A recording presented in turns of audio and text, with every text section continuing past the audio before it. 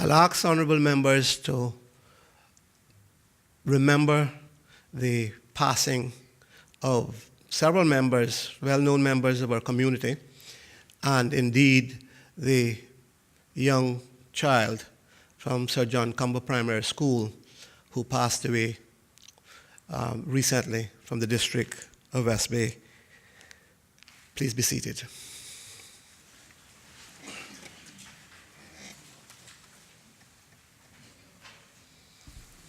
Presentation of petitions.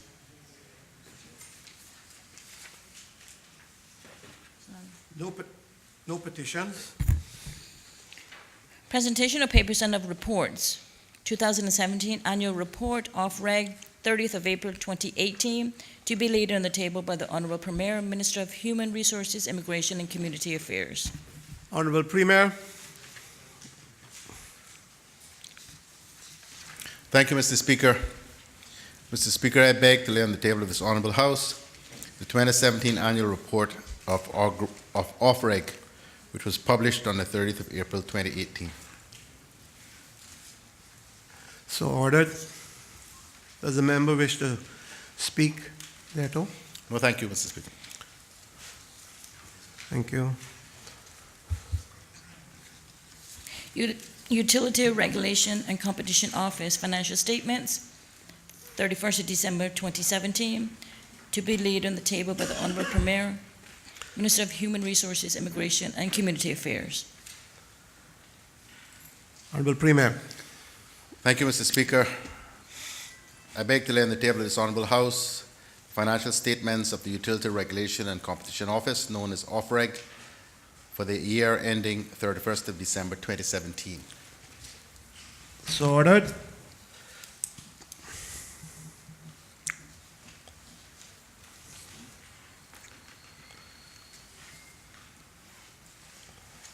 Does the member wish to speak thereto? Sorry. Thank you, sir. Thank you. Information and Communications Technology Authority Financial Statements, 30th of June 2016, to be laid on the table by the Honourable Premier, Minister of Human Resources, Immigration and Community Affairs. Honourable Premier. Thank you, Mr. Speaker. I beg to lay on the table of this Honourable House the financial statements for the Information and Communications Technology Authority for the year ended 30th of June 2016. So ordered. Does the member wish to speak? No, thank you, Mr. Speaker. Thank you.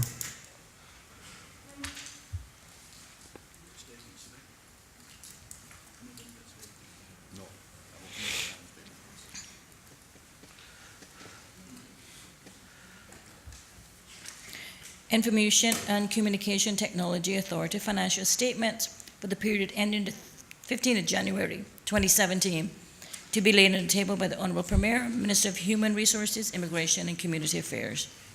Honourable Premier. Thank you, Mr. Speaker. I beg to lay on the table of this Honourable House the financial statements of the Information and Communications Technology Authority for the period ended 15th of January 2017. So ordered. Does the member wish to speak? No, thank you, Mr. Speaker. Thank you, sir.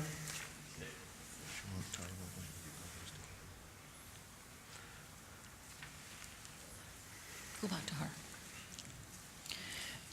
Electricity Regulatory Authority Financial Statements for the period ending 15th of January 2017, to be laid on the table by the Honourable Premier, Minister of Human Resources, Immigration and Community Affairs. Honourable Premier. Thank you, Mr. Speaker. I beg to lay on the table of this Honourable House the financial statements of the Electricity Regulatory Authority for the period ended 15th of January 2017. So ordered. Is the member speaking? No, thank you, Mr. Speaker. Thank you, sir. Cayman Islands Law Reform Commission Annual Report Number 13, 1st of April 2017 to the 31st of March 2018, to be laid on the table by the Honourable Attorney General, ex officio member responsible for the portfolio of legal affairs. Honourable Attorney General. Thank you, Mr. Speaker. Mr. Speaker, I seek the leave of the House to lay on the table the Law Reform Commission report that covers the period 1st April 2017 to 31st of March 2018. So ordered. Is the honourable member speaking? Just briefly, sir, with your leave. Mr. Speaker, the mandate of the Law Reform Commission, as set out in the Law Reform Commission law, is to study and review the statutes and other laws comprising the laws of the Cayman Islands with a view to their systematic development and reform. In this regard, Mr. Speaker, the work of the Commission is of a continuous nature, and it is of significant importance in the light of the changing needs of contemporary Cayman Island society and, of course, the Bill of Rights, which is enshrined in our Constitution. So, Speaker, the processes of the Commission can span from several months to several years, commencing from policy conception and leading to consultative discussion papers. Then, Mr. Speaker, it moves on to final recommendations, draft legislation, and finally, if so determined by Cabinet, legislative enactments. Mr. Speaker, the period under review, in addition to dealing with substantive law reform matters, has been one which saw several changes in appointments with respect to the commissioners and the commission staff itself. As such, I would wish to mention, Mr. Speaker, mention and say thanks to former Commissioner Ms. Jacqueline Wilson, who was the former Solicitor General, for her contribution to the work of the Commission during her 3-year service. And she's now a judge in Trinidad and Tobago. And Ms. Reshma Sharma, who is acting Solicitor General at the moment, now replaces her on the Commission, Mr. Speaker. Mr. Speaker also recognized the service of former Director of the Law Reform Commission, Michelle Neblett, who was the first Director of the Commission since its establishment in 2005. Ms. Neblett was appointed as First Legislative Counsel with effect from the 1st of June 2017 to replace Ms. Myrtle Brandt, who was retired. And Mr. Jose Griffiths, Mr. Speaker, has been appointed to be the Director of the Law Reform Commission with effect from 1st April 2018, after having served 10 years in the Commission as the de facto deputy. Thanks also, Mr. Speaker, to Mrs. Eileen Nervick, QC, who recently retired from the Commission after many, many years of invaluable service, and we certainly appreciate her invaluable contribution to the work of the Commission. Mr. Speaker, 2017-2018 year was an active one as the Commission sought to advance several matters on its agenda in keeping with the mandate of reform and to update the laws of the Cayman Islands in line with the social, cultural, and economic needs and values of the people of these islands. At the time of preparing this annual report, Mr. Speaker, the Commission was in the process of finalizing its reports on the statutory regulation of the use of Queen's evidence, and also trust law reform. These reports, Mr.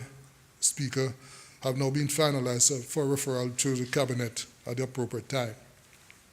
Mr. Speaker, the Commission continues its work on several other projects, and these include cybersecurity and cybercrime, penal code reform, anti-bullying legislation, severance of joint tenancy agreements, property foreclosures, reform of the interpretation law, reform of the defamation law, review of the law of contempt, and they are also, Mr. Speaker, looking at the issue of contingency and conditional fees for those who may have challenges in bringing actions before the court, even though they have a genuine claim that should be litigated.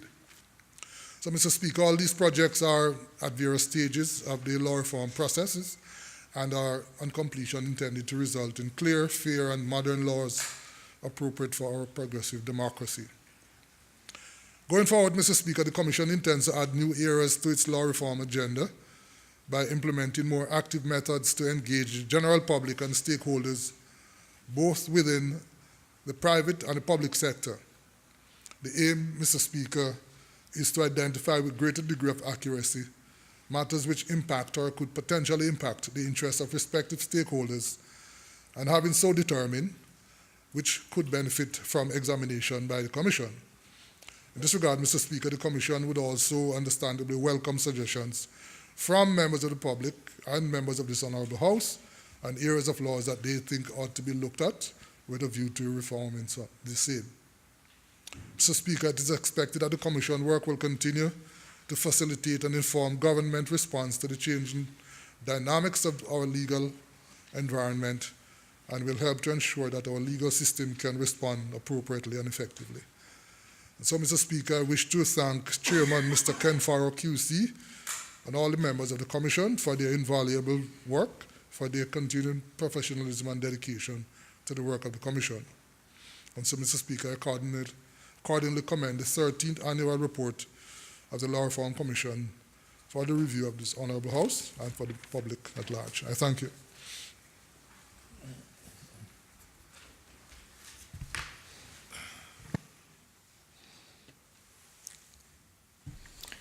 Financial Reporting Authority Interim Report, Cayman Islands Government, Portfolio of Legal Affairs, 1st of July to the 31st of December 2017, to be laid on the table by the Honourable Attorney General, ex officio member responsible for the Portfolio of Legal Affairs.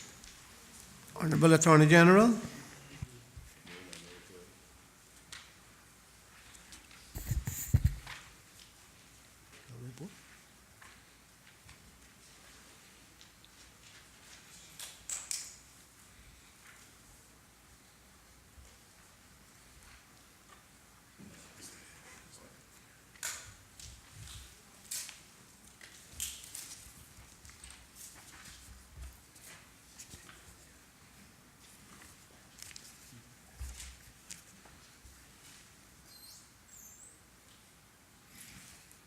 No? Sorry.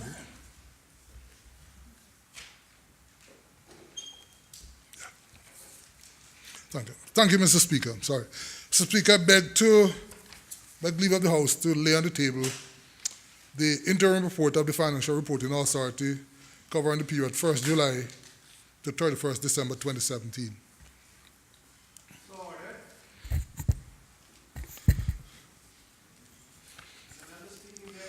Thank you, Mr. Speaker. I think I need to explain the basis of the interim report and some of the work that the authority is undertaking at the moment. Mr. Speaker, the interim report and statistical summary of the Financial Reporting Authority outlines the activities in and the contributions to the fight against money laundering and terrorist financing for the period 1st July to 31st December 2017, which is the reporting period. Primary role of the FRA is to receive, analyze, request, and disseminate disclosures of financial information concerning the proceeds of criminal conduct, suspected proceeds of criminal conduct, money laundering, suspected money laundering, or the financing of terrorism which is derived from any criminal offense committed in these islands, Mr. Speaker. The FRA also serves as the contact point for international exchanges of financial intelligence within the provisions of the proceeds of crime law with overseas financial intelligence units. Mr. Speaker, previously the proceeds of crime law 2017 revision required that the director shall prepare and submit to the anti-money laundering steering group on or after the 30th of September in each year an annual report reviewing the work of the FRA. However, in September 2017, a decision was taken to align the annual reporting cycle of the FRA, 1st July to 30th of June, with the Cayman Islands government's financial year reporting, which was changed to 1st January to 31st December.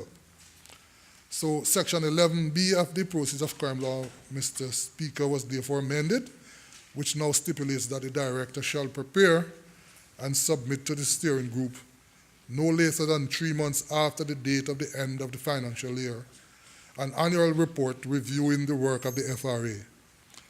Therefore, Mr. Speaker, this interim report serves to cover the 6-month period of 1st July 2017 to 31st of December 2017. And the next report will then reflect the new financial year cycle of January to December 2018. Mr. Speaker, the process of crime law stipulates that the FRA shall collect, compile, and publish in such manner as the FRA shall determine statistical information relating to the disclosures made to the FRA concerning the proceeds of criminal conduct, and also issue of annual disclosure of such information by the authority. Accordingly, Mr. Speaker, the attached report for the period 1st July to 31st December outlines the activities and achievements of the FRA for the reporting period. As it is a report for 6 months, all the comparable statistics are not available, Mr. Speaker, understandably. Mr. Speaker, just briefly, for the period under review, the FRA received 563 SARs during the relevant period, with a breakdown as follows: 79 in July, 63 in August, 43 in September, 87 in October, 71 in November, and 220 in December. This represents a 90% increase compared to the 296 cases received between 1st July and 31st December of 2016. Also of note, Mr. Speaker, is that this activity is comparable to the number of SARs received during the entire 2016-27 financial year, which was 601. Mr. Speaker, SAR filings increased by approximately 38% compared to the same period in the previous year. Of note, there was an increase in the number of SAR filers, that is, persons filing SARs, 149 in 2017 versus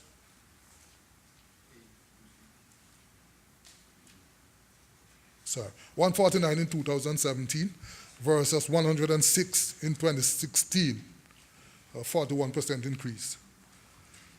Mr. Speaker, the sectors showing significant increase included the banks, with 27 reporting entities in 2017 versus 19 in 2016, fiduciary services, 38 reporting entities in 2017 versus 19 in 2016, and of course funds and fund administrators, 23 reporting entities in 2017 versus 15 reporting entities in 2016. Mr. Speaker, as expected, the sources of SARs are the banks, corporate service providers, company managers, money services business, trust companies, attorneys, and fund administrators. Mr. Speaker, the FRA has issued 46 directions during the relevant period. That is, directions that went out to service providers for additional information to clarify reports that were made. The FRA also made 12 requests for information to 10 overseas financial institutions during the relevant period. Mr. Speaker, during the period, the SARs that were received were disposed of in various ways. Files were closed, some were sent to financial reporting authorities abroad, reports were sent to SEMA, and so on. Finally, Mr. Speaker, the FRA staff spent a significant amount of time during that period making final preparations for the jurisdiction's 4th round mutual evaluation by the Caribbean Financial Action Task Force. If you recall, Mr. Speaker, that on-site visit took place in December of last year. And the key activities for the staff included monitoring compliance with regulations prescribing anti-terrorism, and finance of terrorism matters, Mr. Speaker, as well as other anti-money laundering related matters and so. Mr. Speaker, that is a brief overview of the activities of the FRA during the relevant 6 months interim period. I thank you.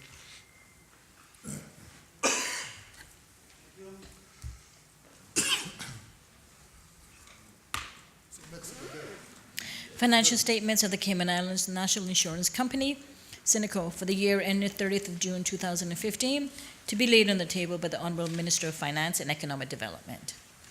Honorable Minister of Finance. Thank you, Mr. Speaker.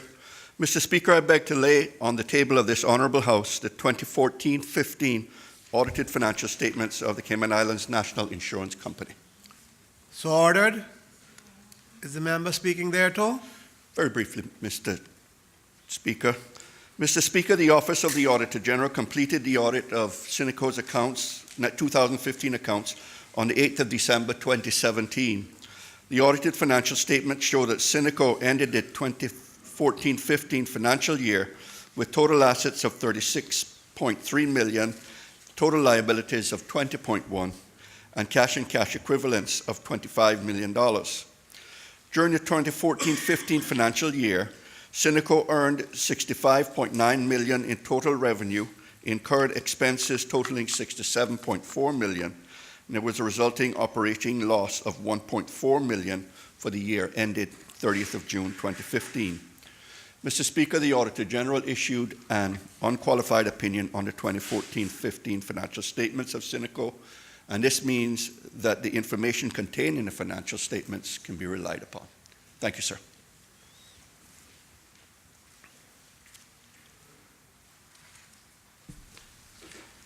Annual report of the Ministry of Finance and Economic Development, 31st of December 2017, to be laid on the table by the Honourable Minister of Finance and Economic Development. Honorable Minister of Finance. Thank you, Mr. Speaker. Mr. Speaker, I beg to lay on the table of this Honourable House the annual report of the Ministry of Finance and Economic Development for the 18-month period ended 31st of December 2017. So ordered. Is the member speaking thereto? Briefly, Mr. Speaker. Mr. Speaker, the Office of the Auditor General issued an unqualified opinion on the financial statements of the Ministry for the 18-month period ended 31st of December 2017. Again, Mr. Speaker, this means that the information contained in the financial statements can be relied upon by those who so use it. As shown on pages 5 to 6 of the annual report, during the 18-month period ended the 31st of December 2017, the Ministry comprised 302 staff members, of which 281, or 93%, were Caymanian. 59% of staff members were female, and the majority of the staff were over the age of 41. Mr. Speaker, some of the Ministry's key events and achievements during the financial period included the processing of 976 requests for waivers of stamp duties and import duties, responding to 58 Freedom of Information requests, officially opening the new Customs X-ray scanning facility, releasing the Household Budget Survey Report 2015, which estimated that the total household consumption in the islands in 2015 stood at $1.7 billion. Issuing the pre-election economic and financial update for the financial periods ending 31st of December 2017 and 18, as required prior to a general election.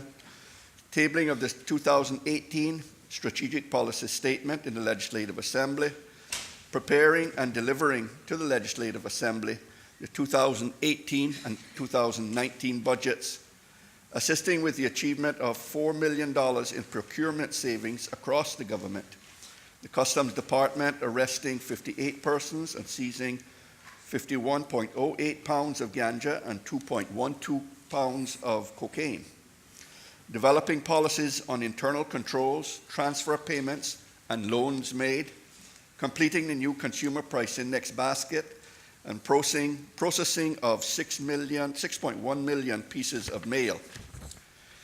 Mr. Speaker, the Statement of Executive Financial Transactions shows that on behalf of government, the Ministry collected $297.9 million in executive revenue, which was $43.6 million, or 17% more than budget. The primary reasons for the overachievement was due to an increase in the number and value of imported vehicles, an increase in the demand for alcoholic beverages, and an increase in the land holding company share transfer tax charge as a result of the sale of the Ritz-Carlton property. On behalf of the Cabinet, the Ministry incurred $74.4 million in executive expenses, which was $1.3 million or 2% less than budget. The primary reasons for the cost savings were mainly due to personnel costs and post vacancies not being filled during the financial year. The statement of financial position shows that the Ministry ended the financial period with $28.2 million in total assets. Of this amount, $14.2 million or 50% is comprised of cash and cash equivalents, which includes cash on hand, in transit, and bank accounts, with maturities of no more than 3 months from the date of acquisition. Total liabilities amounted to $9.1 million, the majority of which comprises a $5.2 million surplus payable to the Cabinet that represents the surplus earned during the financial period and which will be repaid to the Cabinet during the 2018 financial year. Net assets amounted to $19.1 million. The statement of financial performance shows that the Ministry earned $36.3 million in revenue for the period. Most of this revenue was received from the delivery of outputs to Cabinet and administration fees and user charges levied on the public for the delivery of services. The Ministry incurred $31.1 million in expenses during the financial period, of which $25.1 million or 81% comprised personnel costs. And these costs include salaries, health, and pension payments. The Ministry achieved an operating surplus of $5.2 million.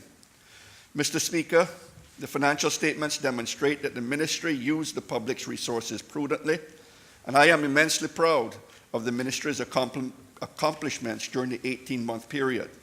I express my heartfelt gratitude to my Chief Officer, the Honourable Kenneth Jefferson, and all the staff of the Ministry of Finance and Economic Development for their hard work and support in achieving these results. I thank you, Mr. Speaker.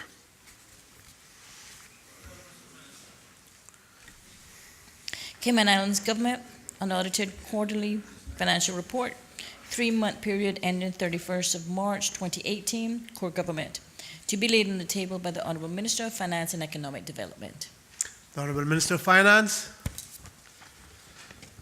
Thank you, Mr. Speaker. Mr. Speaker, on behalf of the Government, I beg to lay on the table of this Honourable House the unaudited financial report for the core government of the Cayman Islands for the 3-month period ended the 31st of March 2018. So ordered. Is the member speaking there too? I wish to, Mr. Speaker. Mr. Speaker, on the 11th of May 2018, the Ministry of Finance and Economic Development arranged the gazettal of the unaudited financial report for the core government of the Cayman Islands for the period, and honourable members of the Legislative Assembly were sent the financial report by email. Mr. Speaker, I would also like to point out that this first quarter report with respect to the 2018 financial year is the first of its kind to be brought before this Honourable House. When the Public Management and Finance Law came into effect on the 1st of July 2004, it required that quarterly reporting be carried out on a regular basis. Unfortunately, due to Hurricane Ivan, the very first quarterly report that was due in September 2004 was never prepared because of the devastating impact of Hurricane Ivan in September 2004 that made this impossible and continued for some time thereafter. The Public Management and Finance Law was amended to delete the requirement to produce quarterly financial statements, and this position remained until March 2017, when this Legislative Assembly approved the Public Management and Finance Law Amendment Number 2 Law 2017, resulting in the reintroduction of quarterly reporting commencing in the 2018 financial year. Mr. Speaker, the information referred hereto is based on records obtained from the General Ledger of the government's financial management system. It is also based on the representations and judgments provided by the Chief Financial Officers of ministries, portfolios, offices, and statutory authorities and government companies. Effective the 1st of January 2018, the government transitioned to a 12-month financial year. Mr. Speaker, all of the amounts that I will provide from this point onwards are in Cayman Islands dollars. The Statement of Financial Position at the 31st of March 2018 at page 7 of the table document shows that the core government ended the period with $2.3 billion in total assets, $1 billion in total liabilities, and therefore $1.3 billion in net assets or net worth. Cash and cash equivalents, including fixed deposits with maturity durations not exceeding 90 days, were $42.2 million, and marketable securities consisting of fixed deposits with maturity durations exceeding 90 days were $574.5 million, for a total of $616.7 million with respect to the bank account balances. Now, due to the significant cash balances on hand, the government now places funds on longer-term fixed deposits. These are reflected as marketable securities on the Statement of Financial Position and are not included in the definition of cash and cash equivalents. To re-emphasize, total cash balances of the core government at the 31st of March was $616.7 million. Public debt for the core government stood at $448.6 million at the end of the period, and this was $34.7 million lower than the debt balance as at March 31st, 2017. And therefore, government's core debt has been reduced and will continue to be reduced. The Statement of Financial Performance for the period, shown at page 9 of the table document, shows that during the period, core government earned $345.6 million in operating revenue and incurred $148.9 million in net operating expenses. An additional $2.2 million was contributed by the favorable performance of statutory authorities and government companies. The resulting operating surplus for the core government was $196.7 million, and for the entire public sector, the operating surplus was $198.9 million. Mr. Speaker, revenue recorded for the first 3 months of 2018 was $16.3 million above budget. This positive variance was mainly concentrated in the category of coercive revenues, which are revenues received by the government, but in turn, government does not provide goods or services in exchange for those revenues that it receives. These types of revenues included levies on property, for example, stamp duty on land transfers, which was $6.8 million above budget expectations, import duties,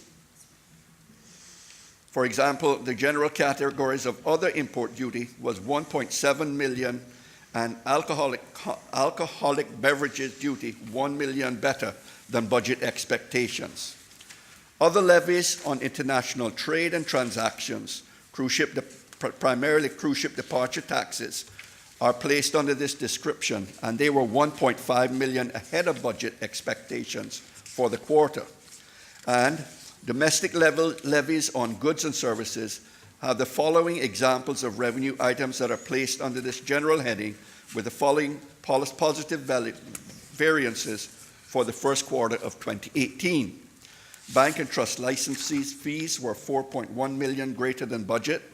Mutual fund administrators, $1.7 million better than budget. Tourist accommodation charges, $2.3 million in excess of the quarterly expectations. And traders' licenses were $1.1 million greater than the expected revenue for the quarter.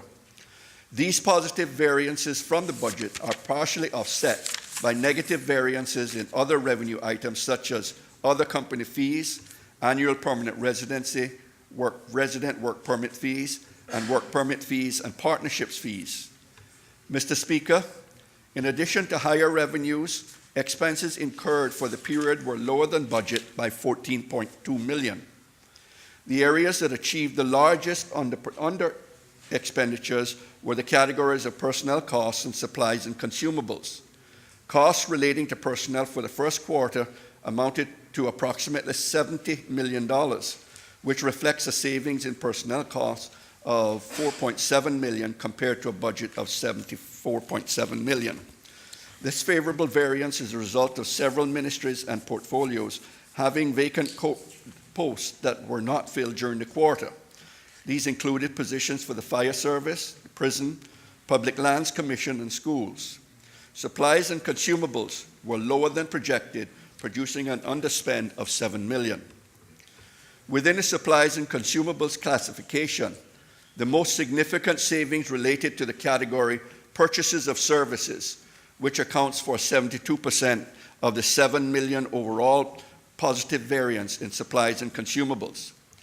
Ministries and portfolios have indicated to us that expenditures with respect to the supplies and consumables category is anticipated to increase as the year progresses and will eventually realign closer to the budgeted projections for the year.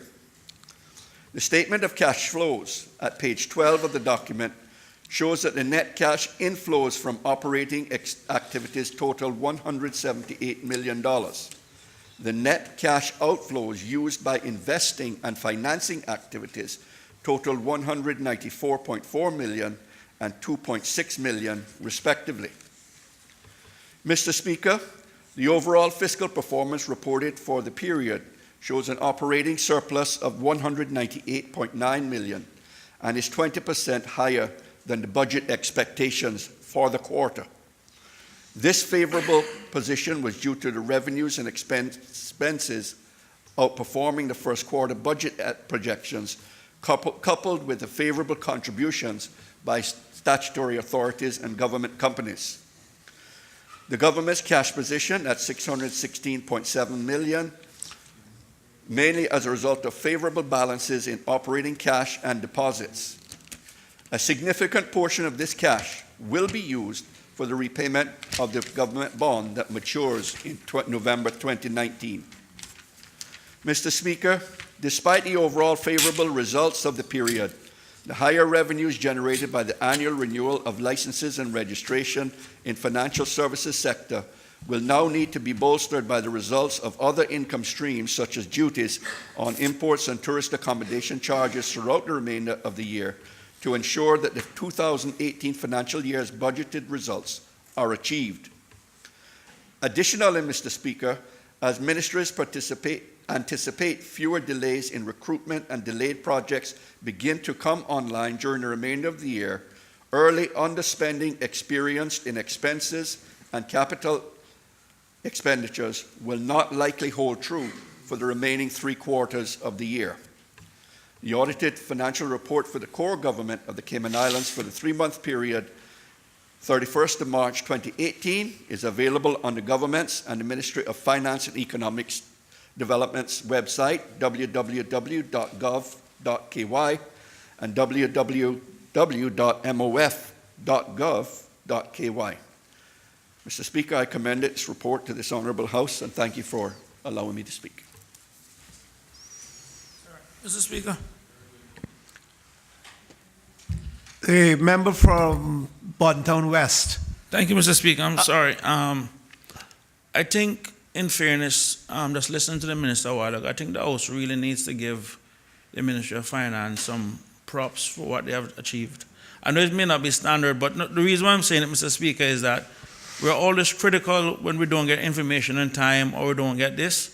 And I think for what they have done, since my time I've been tracking government reports and everything else, I think this is really commendable and they have done extremely well.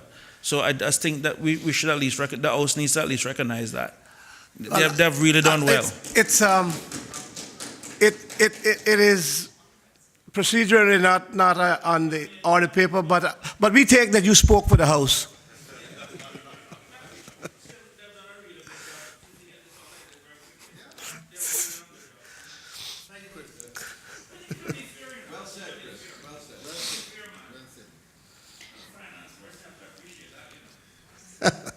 Auditors Oversight Authority, Cayman Islands Annual Report for the 18 months ended 31st of December 2017, and Auditor's Oversight Authority, Cayman Islands audited financial statements for the 18 months ended 31st of December 2017, to be laid on the table by the Honorable Minister of Financial Services and Home Affairs. The Honorable Minister of Financial Services.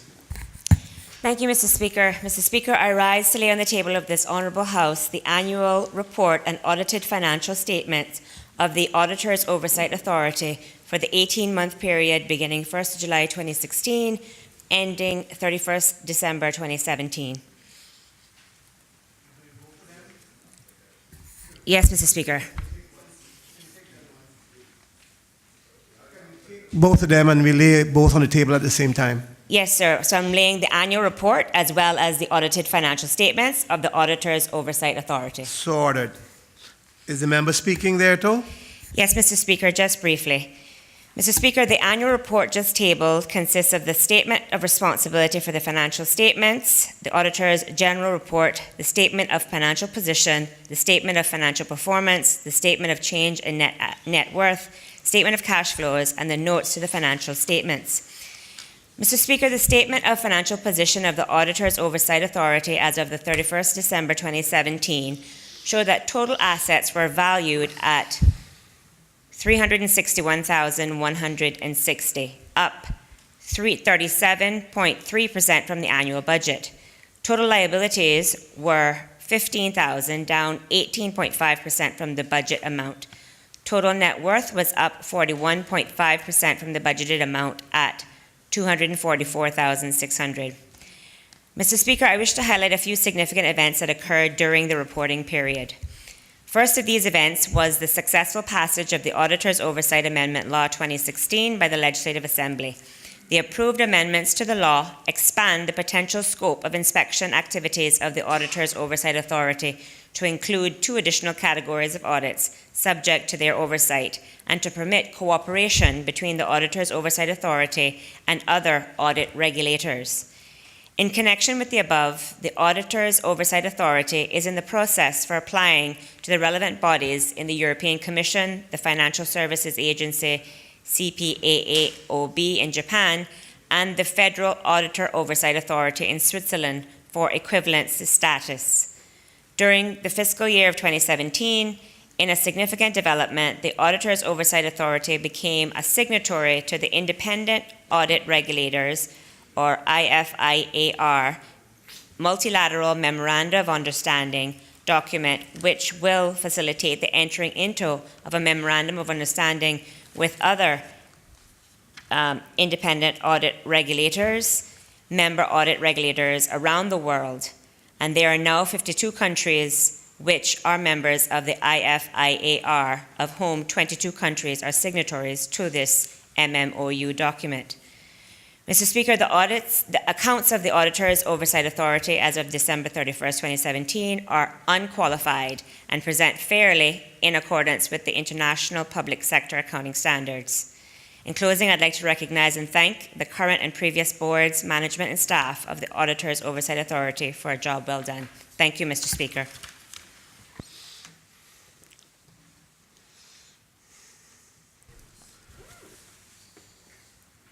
Cayman Islands Stock Exchange Report for the 18-month period from 1st of July 2016 to the 31st of December 2017, and the Cayman Islands Stock Exchange Limited financial statements for the period from the 1st of July 2016 to the 31st of December 2017, an independent auditor's report to be laid on the table by the Honorable Minister of Financial Services and Home Affairs. The Honorable Minister of Financial Services. Thank you, Mr. Speaker. Mr. Speaker, I rise to lay on the table of this Honourable House both the annual report and the audited financial statements of the Cayman Islands Stock Exchange for the 18-month period beginning 1st of July 2016 and ending on 31st of December 2017. Both of them. Yes, Mr. Speaker. So ordered.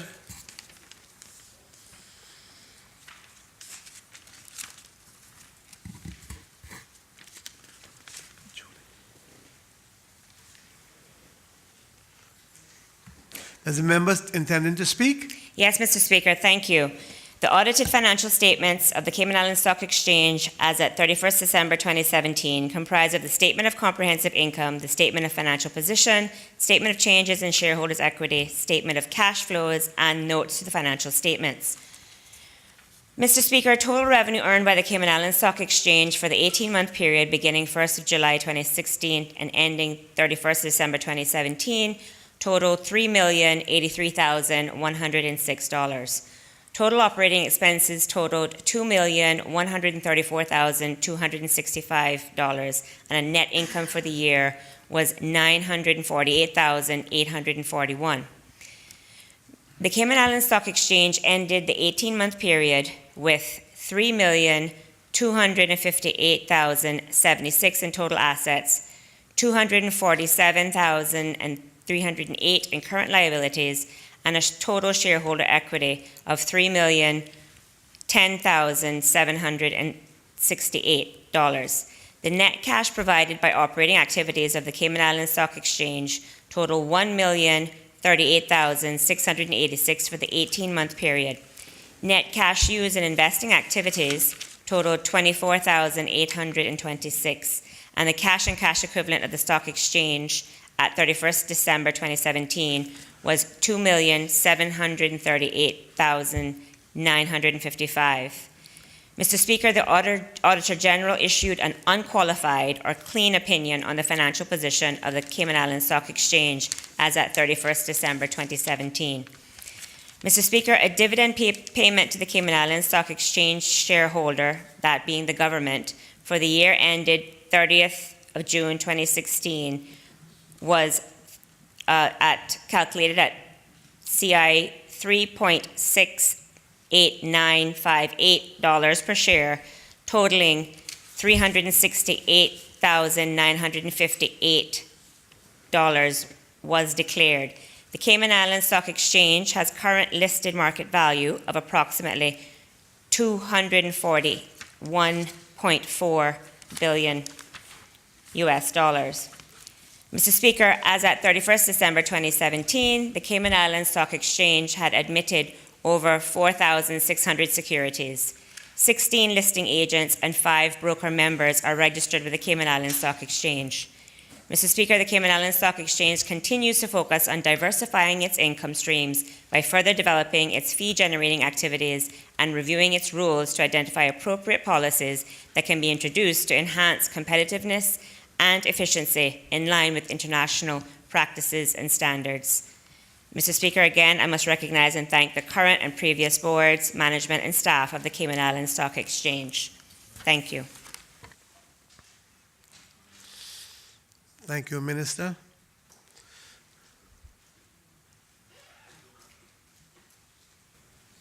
Report and recommendation of the Minister responsible for lands.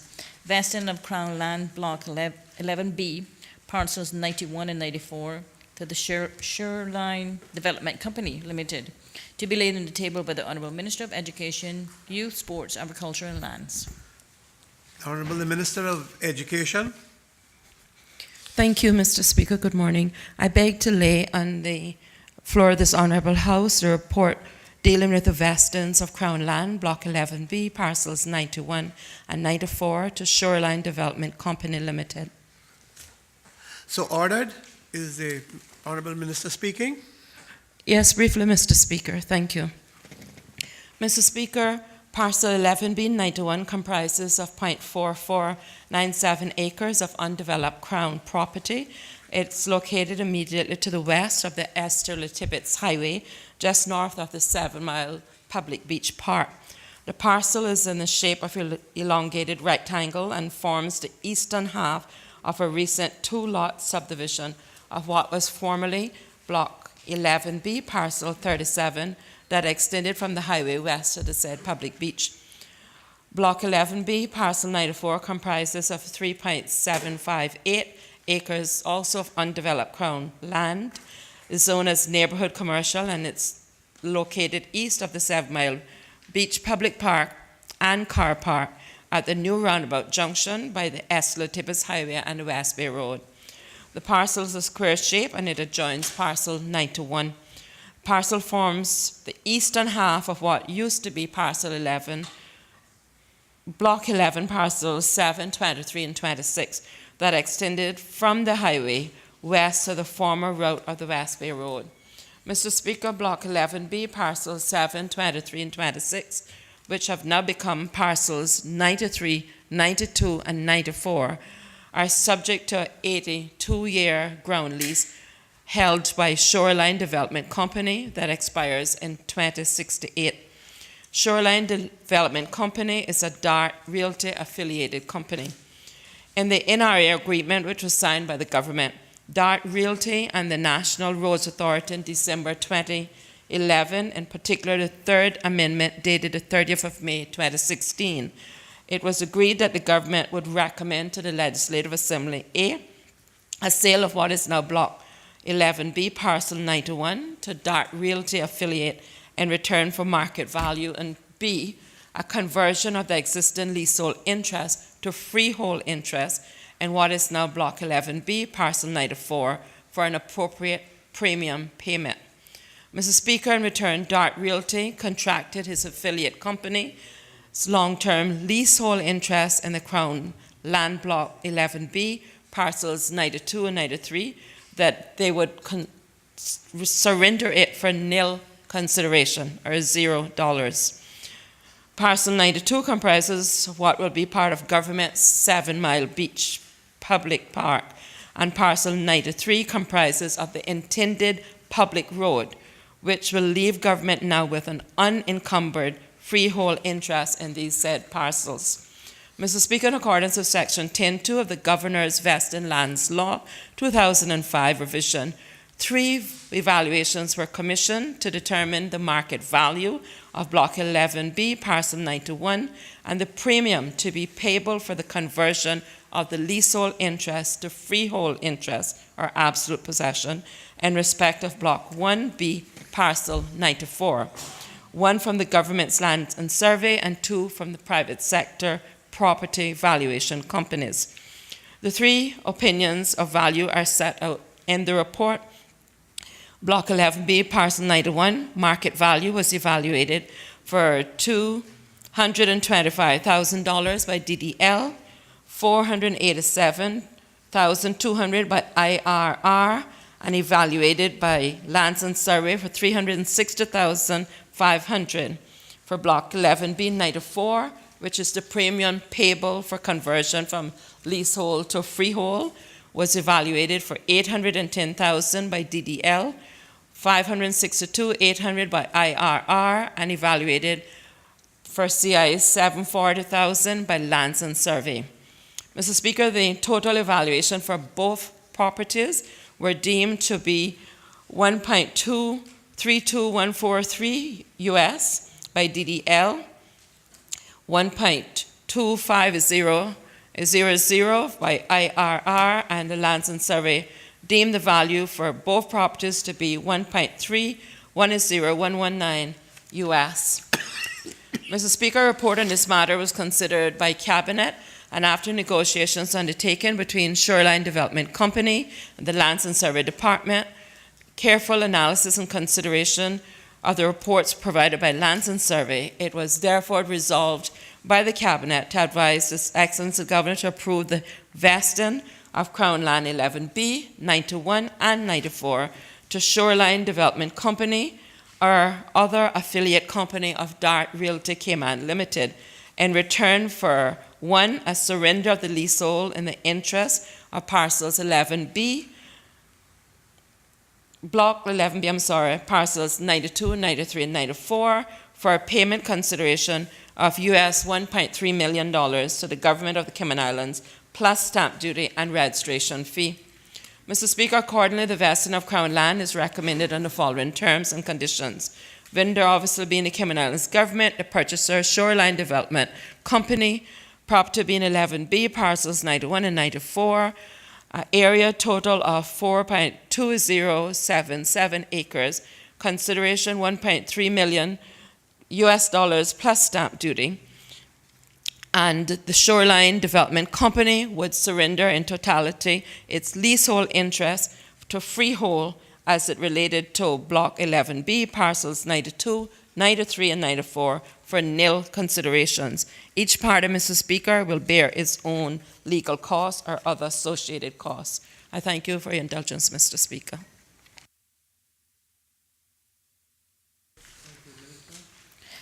The Development and Planning Amendment Regulation 2018 to be laid on the table by the Honourable Minister of Commerce, Planning and Infrastructure. The Honourable Minister of Commerce, Planning and Infrastructure. Thank you, Mr. Speaker. Mr. Speaker, I beg to lay on the table of this Honourable House the Development and Planning Amendment Regulations 2018. So ordered.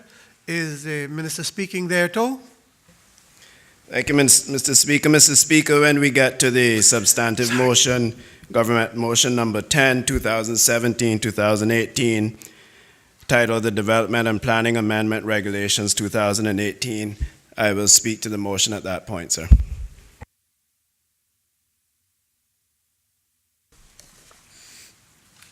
Questions to Honourable Ministers and members of the Cabinet?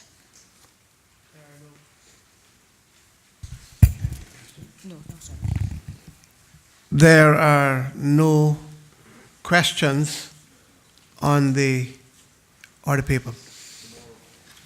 Statements by Honourable Ministers and members of the Cabinet. The Honourable Minister of Tourism. Thank you. Thank you, Mr. Speaker.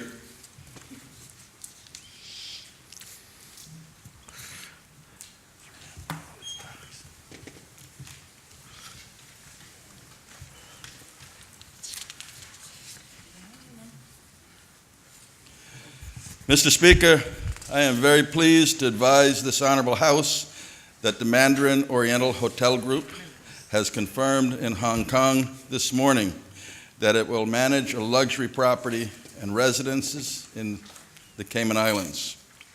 The resort will be situated on 67 acres at St. James Point in Baden Town and is currently scheduled to open in 2021. The Mandarin Oriental Grand Cayman, as the property will be known, will be an exclusive 100-room beachfront resort with another 89 branded residences. Mr. Speaker, when we put the residences and the rooms, that's approximately 300 new rooms. Mr. Speaker, the resort will feature a range of wellness options, including a spa, a fitness center, several swimming pools and tennis courts, a landscaped walking and cycling trail, and will offer a variety of water sports activities. The property will also feature 5 restaurants and will have its own farm, which will provide a farm-to-table dining experience that will undoubtedly contribute to our island's reputation as the culinary capital of the Caribbean. Mr. Speaker, the project's owner, Melconian Capital Management, which is an alternative investment company specializing in investment opportunities in private equity, real estate, and public markets, and the New York-based RAL Development Services will serve as a development partner. As you may be aware, Mr. Speaker, the Mandarin Oriental Hotel Group is a global brand that is world-renowned as one of the most luxurious hotels.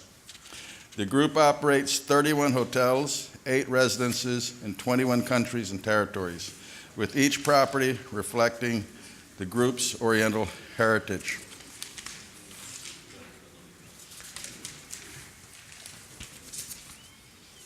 Mr. Speaker, I am delighted to bring news of this exciting development, which will be a fitting extension to our island's growing portfolio of flagship hotel brands.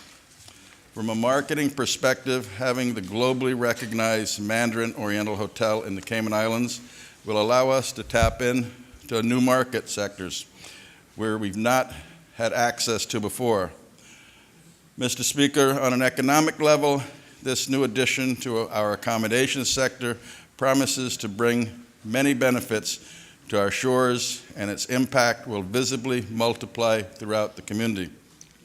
This multiplier effect will partly be economic, measured by the jobs it will provide and create, and I will be pleased to provide more specific details on the numbers once they become available.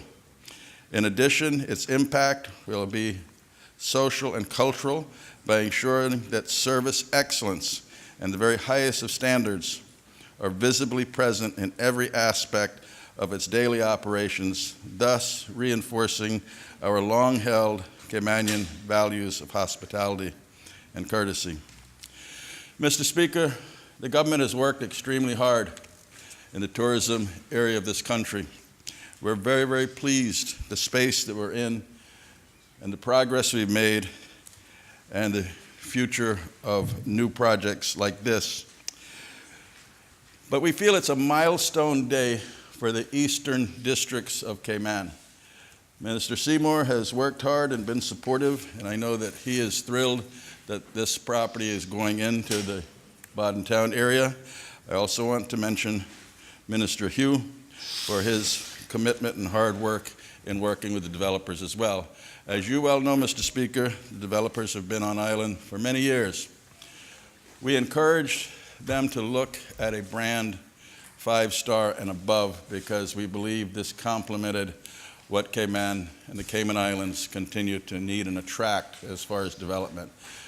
So we're extremely pleased that it is the first 5-star brand that has come off 7 Mile Beach. We look forward to attracting more of these brands, and we are certainly, as a government, focused on East, meaning Cayman Brac and Little Cayman as well. I would also take the time, I mentioned that this project has been long going, but I know that you yourself have been involved in supporting this project, which we thank you for. Mr. Speaker, it lends itself to the development. We're very, very pleased as a government of the progress. We see a 20% increase in room stock coming over the next 2.5 years, and we look forward to letting this Honorable House know when the actual groundbreaking of the physical bricks and mortar building will be. But I can say to you today that the project has started because the coastal works is now ongoing, and if you take a ride out there, which I'm sure most of you have, you'll see the work going on. Thank you, Mr. Speaker, for allowing me the statement.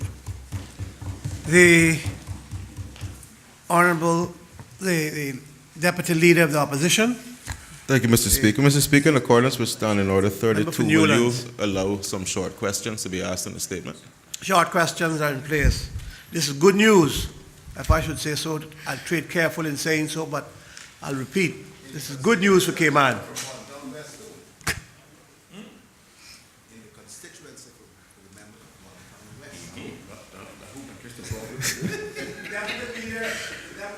Opposition, the member from Newlands. Thank you, Mr. Speaker. Mr. Speaker, I rise first of all to say that I am happy to hear the announcement by the Honorable Deputy Premier. However, I do have a question because there were some connecting roads and so forth, road works that were supposed to be done in conjunction with this property, which would connect Bodentown, parts of Bodentown proper and so on, to or open up access to the facility so that people could develop their own businesses and so on and supporting services. Are those roads still going to be constructed?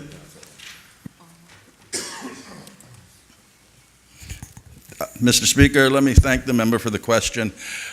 I don't have the detail to that depth. I know that there's a parliamentary question that has been asked.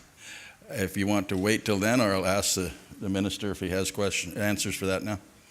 But as far as we're concerned from the development standpoint, Mandarin in Hong Kong has made the announcement. The developers have notified us of their commitment to go forward, and work for the project itself has started there with the excavating equipment and the coastal works ongoing for a couple of months well now. So I would think it's a very exciting day for Bodentown.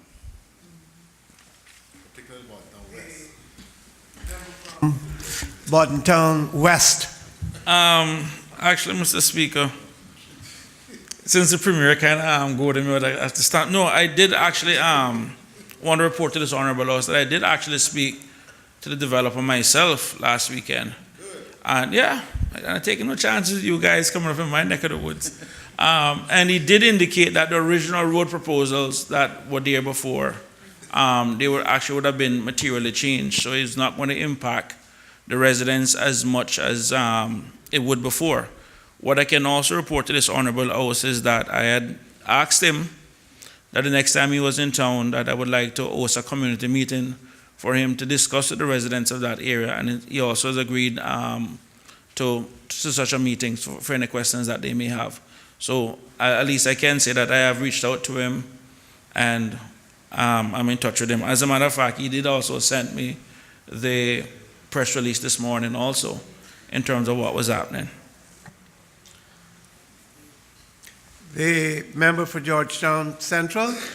Thank you, Mr. Speaker. I just quickly to ask the Minister responsible for tourism whether or not he's been keeping the members of that district, Bordentown, which includes the Honorable Deputy Opposition Leader, the Honorable Anthony Eden, the Honorable Christopher Saunders, updated. I know that the minister that is from that district will be updated, but can the minister say whether he's been keeping the other members updated? Because one would assume that if there's a development happening within any one of the elected members of this House, the district, that they would at least keep posted in respect to what is transpiring. Or is it assumed that we will only get information, or the persons from that district will only get those informations in Parliament, which we know doesn't meet very regular? Honorable Minister, this is good news, so good news. Thank you. I thank the member for the question.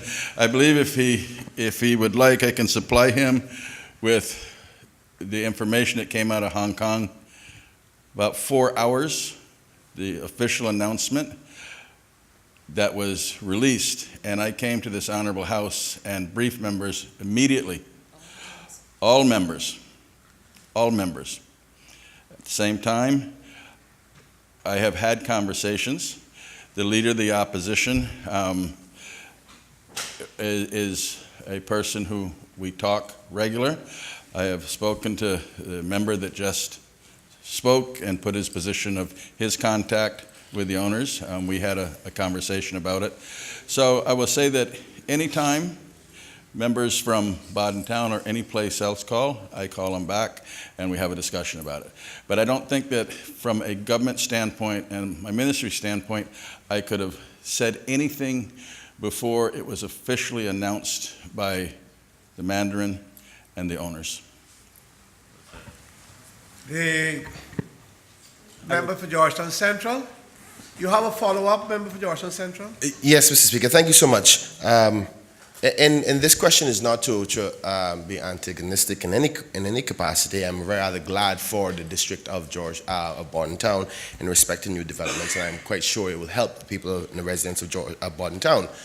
My question is only from the standpoint of what is the common practice in these types of situations, because I am a member of the district of Georgetown, and there are some developments that are transpiring within the Georgetown area, and I want to know what is the common practice. That would have been a good question to have asked, but you asked it another way, and I think the member has answered, and I think we understand. Mr. Speaker, the House understands the point you're making. Mr. Speaker, in all due respect, I don't think that my question was answered in respect to what the common practice is in respect to developments in the districts, and whether or not the minister would advise those who are elected in those areas as to what's transpiring. It's a general question. If the minister cares to answer. Thank you, Mr. Speaker. I thank the member again for the question. When we're talking about a business situation, which development and projects are, there's a best practice that is viewed as acceptable globally. And one of the standards in that best practice is that when you look at the project itself and you have a business case done on it, the business case is transparent and available to everybody in the country in this specific instance. And as you move forward with the project and you go into procurement, there are times, as you know, if you're buying a car, let's say, there are times when you talk this way. and there are times when you don't. Wait a minute. And it has to be respected when negotiations are taking place, and I'll specifically talk about the Baden Town Hotel. There were things that government spoke with the developers about that were sensitive information that may have put them in an uncompetitive situation if the government had shared that with other people. So you have a confidentiality agreement, right? I think that that is something that this government has gained a regional reputation for, and we continue to operate in that way. I hope that is some help with answering the question. Mr. Speaker. The Deputy Leader of the Opposition. Thank you, Mr. Speaker. I feel somewhat responsible for putting the Honorable Minister in hot water, so I just want to assure this Honorable House and the member from Central that I've always had a good, open communication with the Minister for Tourism and his ministry. And he's always been forthcoming with information. Unfortunately, that wasn't the same for another minister, former minister from Baden Town, who's no longer with us, who forbid the developers from speaking to me or even invite me to the groundbreaking. But I don't think we'll have that issue going forward. Thank you.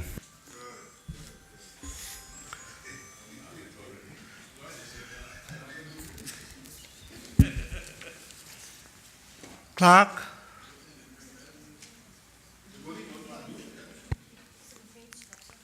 Sorry? Oh, I didn't catch the member for East End. Thank you, Mr. Speaker. Mr. Speaker,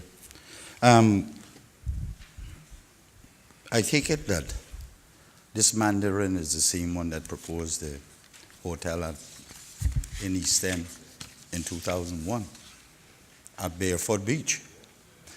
But I hope so. But besides that, I am asking, the question is it the same developers that was developing Beach Bay recently that has fallen through the cracks?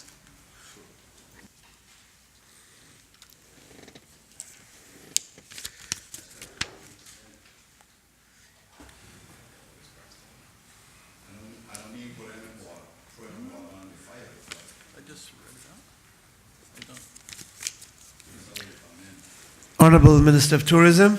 Deputy Thank you, Premier. Mr. Speaker. I thank the member for the question. Mr. Speaker, in the statement, the project's owner is Melconian Capital Management, which is an alternative investment company specializing in investment opportunities in private equity, real estate, and public markets.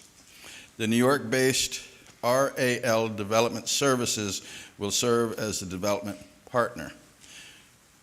To my knowledge, if you're talking about the project that has been ongoing for the last 4 or 5 years, that's the one at St. James Point? That's the question? Yeah. This is the same, this gentleman is the same gentleman that we have met with. And the Melconian Capital Group is the group that we have met with over that period of time.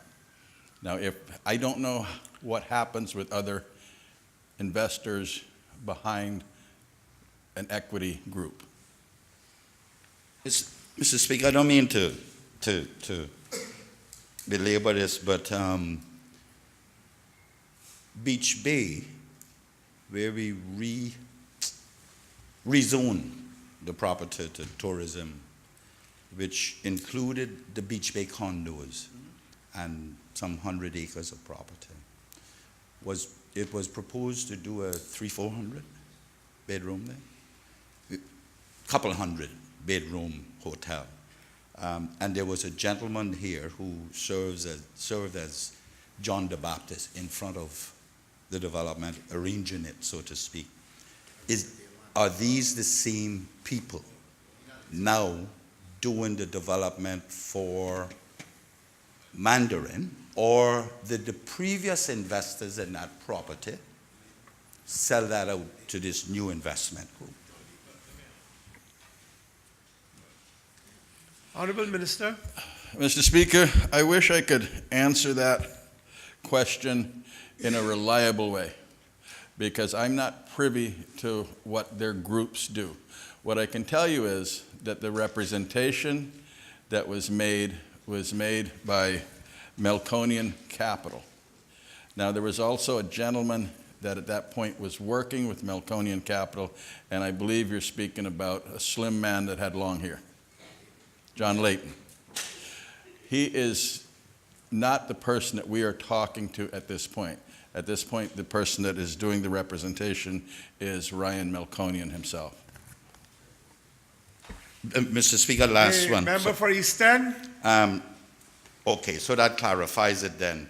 Melconian is the same project owner as previous. Correct. Okay, thank you. Honorable Clark. It's a good thing for good news. Yeah, but that's a big point. Personal explanations.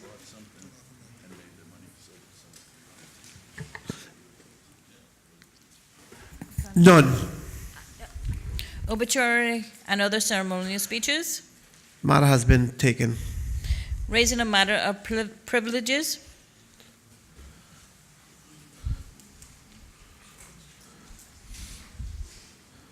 Is there a matter of privilege? Oh, the Minister, the leader, the Honorable Leader of the Opposition. Mr. Speaker, the Public Accounts Committee has instructed me as chairman of the PAC to move a motion of privilege in accordance with Standing Order 28.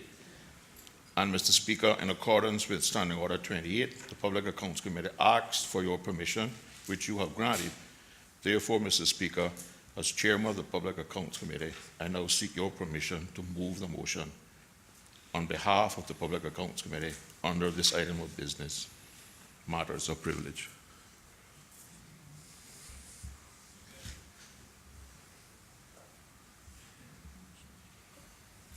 The Minister of Education. Mr. Speaker, on a point of elucidation, I beg the members' indulgence as I was having a bilateral meeting with my colleague. Would he be so kind as to repeat what he said? That he said to do a motion on privilege? Could you be so kind just to inform, because it's an important procedural point I wish to understand. Minister, the Leader of the Opposition. Yes, Mr. Speaker. I'm seeking, having sought your permission to move a motion of privilege in accordance with Standing Order 28, I am now seeking your permission to move that motion under this item of business, matters of privilege.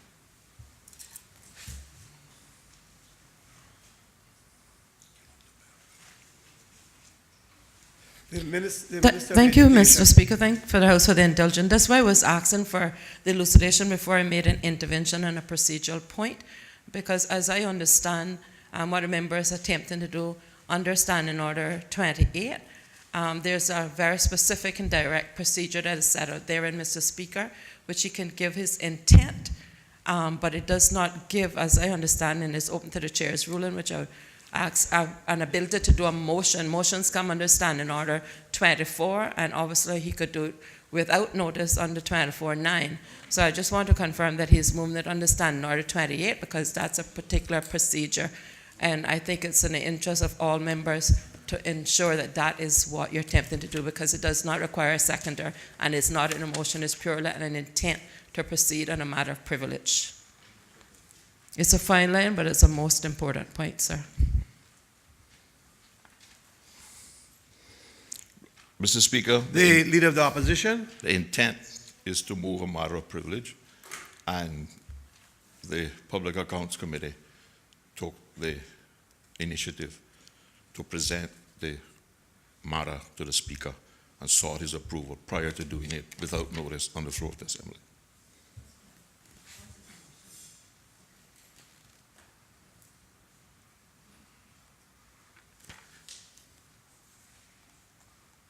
The Minister of Education. Thank you, Honourable Speaker, and also thanks to the Honourable Leader of the Opposition for his clarification that his intent has been given to the Chair.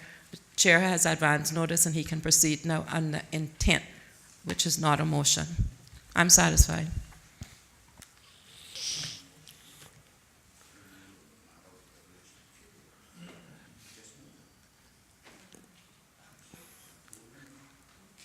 Honourable members,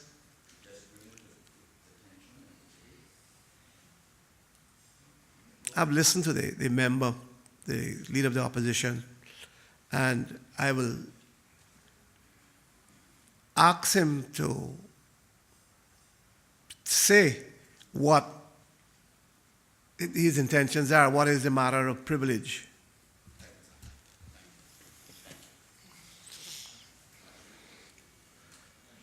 Mr. Speaker, the matter of privilege is that the public accounts has determined that a chief officer, in giving evidence to the Public Accounts Committee on the 10th of October 2017, misinformed the Public Accounts Committee. And with your indulgence, I would read for you how we came to that position.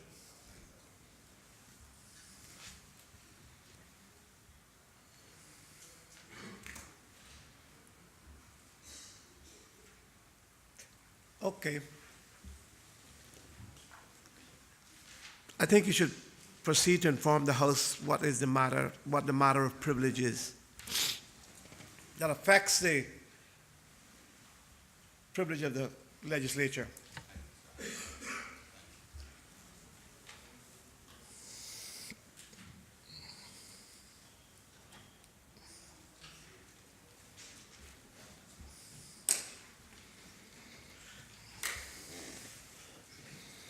Mr. Speaker, would you like me to outline it in a simpler form, or you want me to? You're not moving a motion at this time. Okay. All right, sir. I don't need that. Mr. Speaker, the Public Accounts Committee held hearings on the report of the Auditor General, the Cayman Islands Health Services Authority financial statements for 2015 and 2016 on Tuesday, the 10th of October, and Tuesday, the 24th of October 2017. The Public Accounts Committee took evidence from Ms. Jennifer Ahorn, the Chief Officer in the Ministry of Health, on the 10th of October 2017 under oath. The Public Accounts Committee possesses documentary evidence that Ms. Ahorn gave false answers to questions material to the subject of the hearing. The Public Accounts Committee believes these statements to be in contravention of Section 16 of the Legislative Assembly Immunities, Powers and Privileges Law 2015 revision.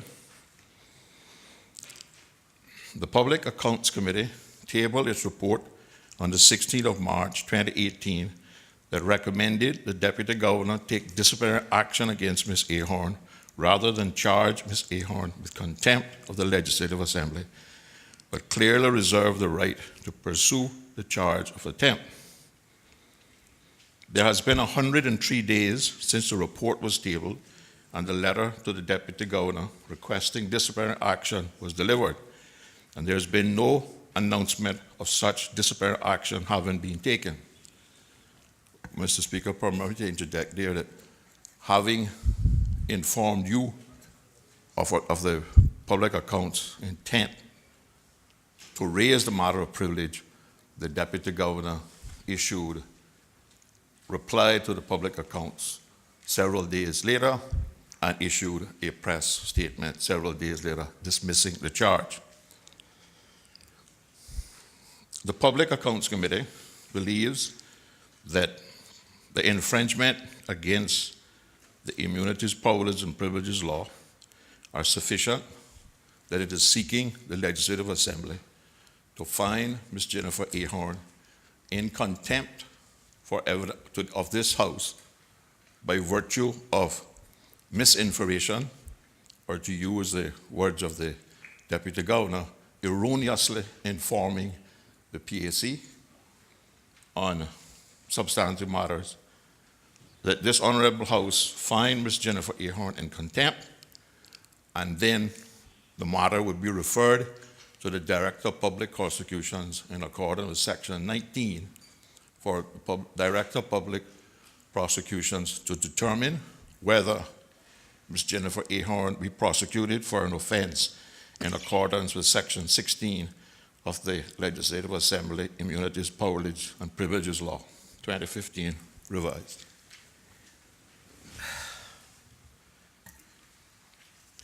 I have listened to what the Leader of the Opposition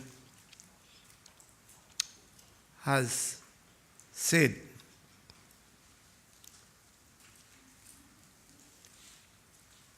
There's still something that is not adding up to me, and will now suspend for 20 minutes to take in consideration the whole matter he has raised. I'd ask members to bear with me on this matter.